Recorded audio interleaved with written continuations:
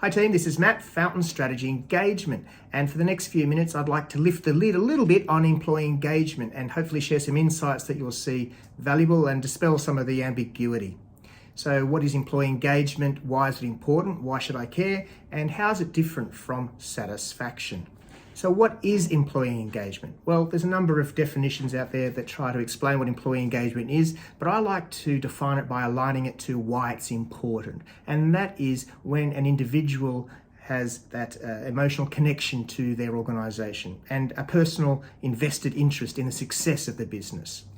Keyword there is emotional, because when we can start to tap into those emotional drivers, powerful stuff starts to happen.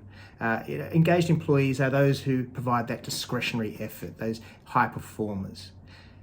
Employee engagement is essentially a set of workplace needs. Like Maslow's hierarchy of human needs, employee engagement is a set of workplace needs that when are met and optimized, performance follows. Now, there are different levels of employee engagement. There's engaged, there's disengaged, and there's actively disengaged. Now, there's obviously more to it than that, and I'd like to dive more deeply into that in my next piece because it's very important to understand how employee engagement is represented in your business. So why is employee engagement important? Why do we care? Basically, because employee engagement is linked to performance outcomes. It's your bottom line. Only 21% of the global workforce are actually engaged at work. Now that means that most people are showing up to work basically just doing whatever they have to do to keep their job. Either that or they're just too lazy to find another job. That's concerning because essentially we are not realizing growth potential. We're leaving money on the table.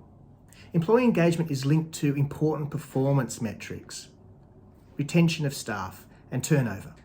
Now we all know how costly it is to recruit and hire a new employee and onboard them and ramp them up, assuming of course you can hook them in the first place.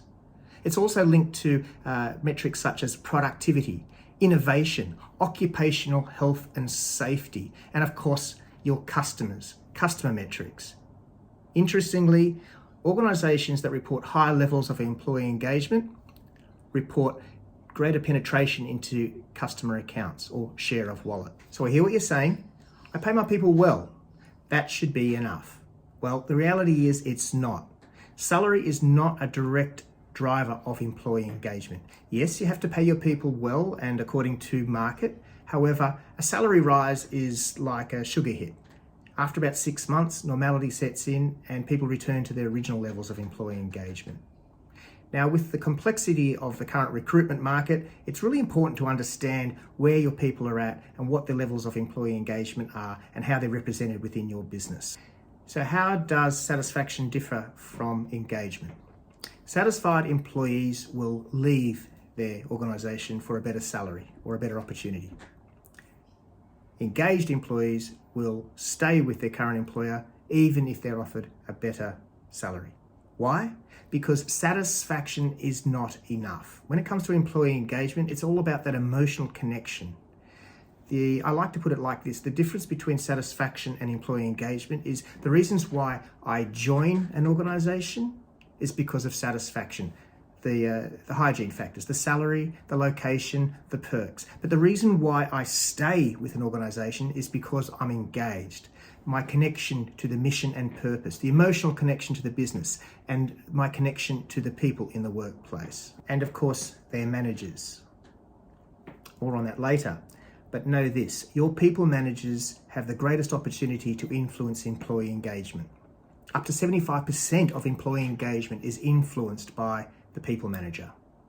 People join organisations, but they leave their manager. With emerging generations and changing expectations of employees, satisfaction is just not enough. Okay, so we now have a basic understanding of what employee engagement is and how it defines our high performers.